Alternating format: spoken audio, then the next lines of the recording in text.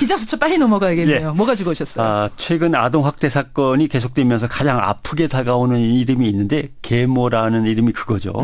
마치 모든 가정폭력의 배후에는 계모가 있거나 계모가 있는 집은 아무튼 가정폭력이 생기거나 이렇게 요새 잘못 비춰지고 있는데 그래서 언론들이 너무 신중하게 해야지 이렇게 막 그냥 계모라고 하는 이미지를 이렇게 추락시켜서는 안 된다는 걱정되는 보도도 있었습니다. 걱정하는 보도도. 예. 중앙아동보호전문기관의 전국 아동학대 현황 보고를 기준으로 해서 이제 인용한 보도들인데 그렇죠. 학대를 당한 아동 1만 명을 모아놓고 가정별로 분류를 하면 예. 친부모 가정이 44.5%, 한부모 가정이 32.9%, 재혼 가정은 7.5%밖에는 안 됐다. 예. 이게 이제 요즘 계속 인용되고 있는 언론 보도 중. 그래서 기사 당연히 내용이죠. 학대 행위를 한 가해자도 친부모가 많다. 이게 그렇죠. 지금 요즘 기사잖아요. 네, 학대자도 친부모가 77.2%, 계모는 2.4%, 계부는 1.9밖에 안 된다. 자, 그런데 이 뉴스를 들으시고 청취자 김현님이 지금 문자 주셨어요. 예. 그런데 애초에 그 절대적인 수가 친부모 가정이 많기 때문에 그렇죠. 친부모 학대가 87%나 된다라고 얘기하면서 계모 계부 학대는 적다라고 얘기하는 것도 오히려 역차별 아니냐 예. 이런 문자. 그러니까 흔히 말하는 표본 모집단 자체가 너무 적은데 뭐 계모가 얼마나 되겠냐 대한민국에 이런 거죠. 그런 의문들이 그래서 나오나 이제 봐요. 간접적으로 증명할 수 있는 통계는 전체 아동 학대의 증가율과 재혼 가정의 증가율을 함께 보는 겁니다. 폭력 증가율을. 아동학대 사례를 4년 동안 이제 보면 2010년에 5,600건이었어요. 예. 2014년에 10,000건이 넘었습니다. 1027건. 이것만 해도 엄청나게 늘었죠. 90% 는 거죠, 지금. 예. 폭력이. 그러네요. 그런데 재혼 가정에서의 학대 비율은 얼마나 늘었냐 하면은 6.7에서 7.5로 늘었습니다. 예.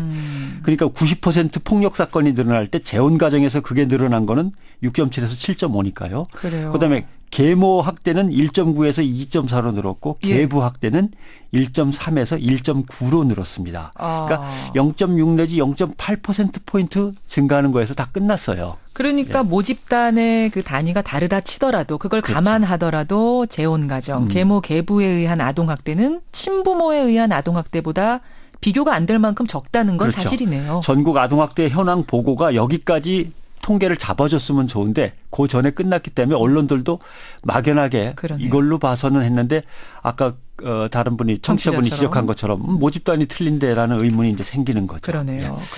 정리하자면 이렇게 됩니다. 친부모에게 폭행당하고 버려지는 아이가 엄청난 많다.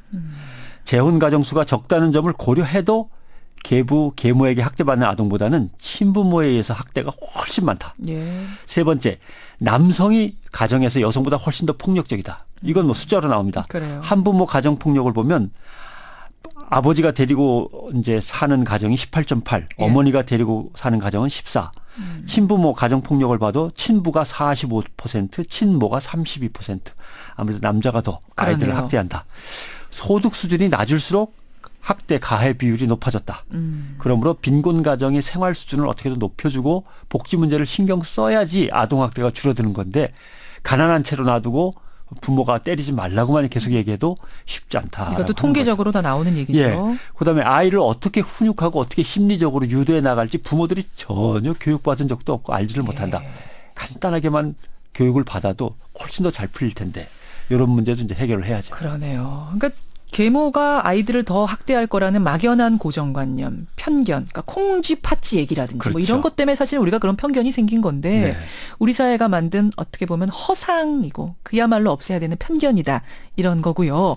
아동학대는 평범한 가정에서 언제든지 일어날 수 있는 일상적인 맞습니다. 범죄라는 사실을 예. 우리가 깨달아야겠어요. 평범한 가정이라 하더라도 부부간의 갈등이나 생활고로 인한 스트레스 등이 겹치면 막 쌓이면 우발적인 학대가 가끔 일어나고 예. 이게 반복되다 보면 굳어지는 거죠. 그렇죠. 그리고 먹고 살기 힘들다 보면 자기가 엄하게 다스리고 뭐 꾸짖고 때리는 걸 스스로 합리화하는 경향이 좀 강하다고 합니다. 먹고 살기도 힘든데 말이 저놈까지 뭐 이런 식으로 되는 거죠. 예. 그다음에 아동 학대의 출발점은 방임이라고 해요. 방임. 그러니까 애가 어떻게 되든 그냥 이렇게 버려두는 거죠. 꼭 때려서가 아니라 예. 그냥 방치하는 것도 거기서부터가 학대 범죄. 시작인 거죠. 예.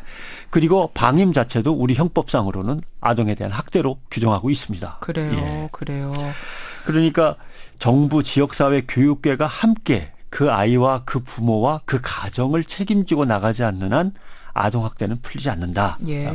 물론 우리나라만 이렇게 심한 건 아닙니다. 오해하지는 말아주셨으면 좋겠는데 아동 1,000명당 학대 피해를 받는 아동이 얼마나 발견됐는가 하는 이걸 피해 아동 발견율이라고 부릅니다. 예, 예. 우리나라는 1,000명당 1.1명, 미국은 9.1명, 예. 호주는 17.6명.